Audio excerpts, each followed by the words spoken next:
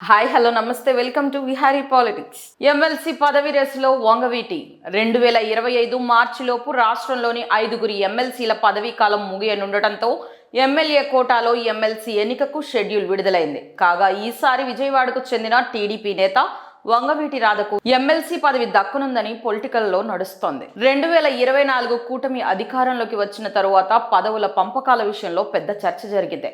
ముఖ్యంగా కార్పొరేషన్ అలాగే నామినేటెడ్ పదవులతో పాటుగా ఎమ్మెల్సీల గురించి పెద్ద చర్చ జరిగిన ప్రతిసారి వంగవీటి రాధ పేరు ప్రస్తావనకు వస్తోంది.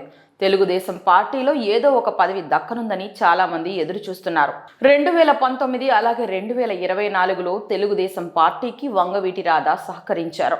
ఆయన కొన్ని నియోజకవర్గాల్లో స్వయంగా ప్రచారం కూడా చేశారు. ఈ ప్రచార ప్రభావం కొంతవరకు సహకరించిందనే చెప్పాలి. దీనితో పాటు వంగవీటి రాధ విషయంలో తెలుగుదేశం పార్టీ అధిష్టానం కూడా సానుకూలంగా ఉంది. గతంలో కూడా వంగవీటి రాధ ఆరోగ్య సమస్యలతో సైలెంట్గా ఉన్నారు. పెద్దగా మాట్లాడే ప్రయత్నం కూడా చేయడం లేదు. పెళ్లి తర్వాత కాస్త ఆరోగ్యంలో కూడా ఇబ్బంది పడుతుండడంతో ఇక ఆయనకు ఎమ్మెల్సీ పదవి వస్తుందని పార్టీలో చాలా మంది ఆశించారు.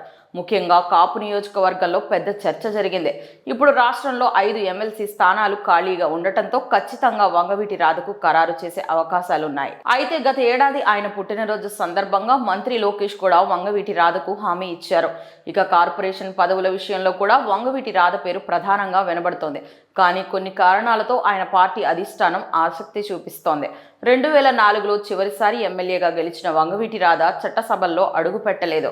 జనసేన పార్టీ అధినేత కూడా వంగవీటి రాధకు చట్టసభల్లో అడుగు పెట్టేందుకు పావులు కదుపుతున్నాడని స్పష్టమవుతోంది. విజయవాడ పశ్చిమ నియోజకవర్గంలో సుజనా చౌదరి ఎలక్షన్ క్యాంపెయిన్లో జనసేన అధినేత కూడా వంగవీటి రాధకు ఎమ్మెల్సీకు హామీ ఇవ్వడం జరిగింది. మరి వంగవీటి రంగా వారసుడు వంగవీటి రాధ మరి ఈసారైనా ఎమ్మెల్సీగా ఎన్నికై చట్టసభల్లో అడుగు పెడతారో లేదో చూద్దాం. మరి మీ అభిప్రాయం ఏమిటో కామెంట్ రూపంలో మాకు తెలియజేయండి.